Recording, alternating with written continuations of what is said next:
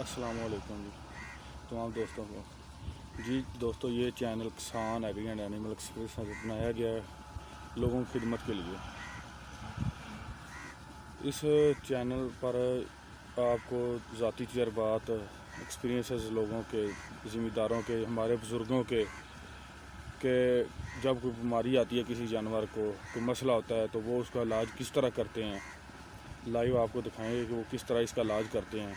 और फसलों की देखभाल कैसे करते हैं, कौन सी फसल किस टाइम जो है वो काश्त करनी है, और उसका किस टाइम उसको कौन सी चीज़ डालनी है, कौन सी स्प्रे करनी है, कौन सी खाद डालने से अच्छे रिज़ल्ट हासिल किए जा सकते हैं।